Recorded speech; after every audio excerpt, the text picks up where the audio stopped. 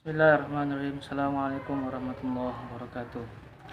Alhamdulillahirrabbilalamin. Wassalatu wassalamu ala asrafil anbiya'i wal mursalin wa ala alihi wa sahbihi ajma'in.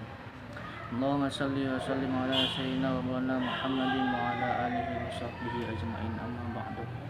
Alhamdulillah, pertama-tama mari senantiasa kita panjatkan rasa puji syukur kita kepada Allah Subhanahu wa taala, karena Allah Subhanahu wa taala yang pada hari ini Allah Subhanahu wa taala masih berikan kita begitu banyak nikmat dan karunia-Nya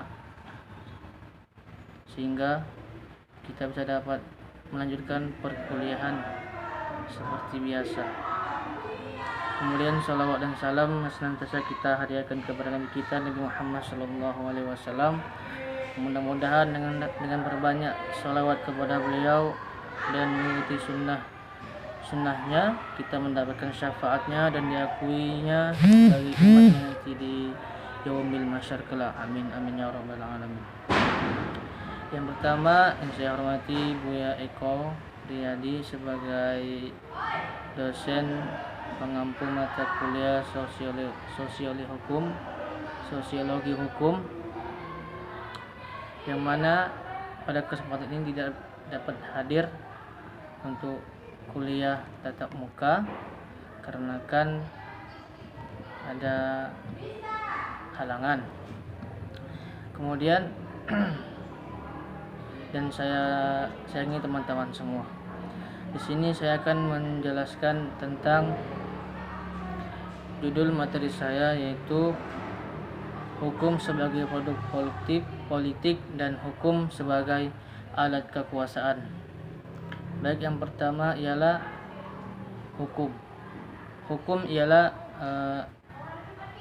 suatu peraturan yang dibuat oleh orang yang berwenang, yang berisi larangan atau perintah yang bersifat memaksa dan mengikat dan terwujudnya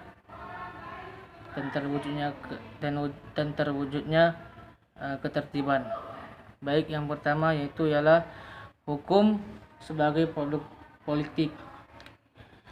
Dalam faktanya, jika hukum dikonsepkan sebagai undang-undang, maka tak seorang pun dapat membantah bahwa hukum adalah produk politik, sebab ia merupakan kristalisasi, formalisasi dan legalisasi, baik melalui kompromi politik maupun melalui dominasi oleh kekuatan politik yang terbesar. Memang pernyataan bahwa hukum adalah produk politik seperti pengertian di atas akan menjadi lain atau jika dasarnya adalah DAS solien atau jika hukum diartikan sebagai undang-undang. Definisi hukum adalah legal policy yang akan atau telah dilaksanakan secara nasional oleh pemerintah Indonesia, meliputi dua. Yang pertama ialah pembangunan hukum yang berartikan pembuatan dan pembaharuan terhadap materi hukum agar dapat sesuai dengan kebutuhan. Kemudian yang kedua, pelaksanaan ketentuan hukum yang telah ada, termasuk penegasan fungsi lembaga dan pembinaan para penegak hukum. Kemudian masuk materi yang kedua, yaitu B, hukum sebagai alat kekuasaan. Peran hukum dalam mengatur kekuasaan berada dalam lingkup formil.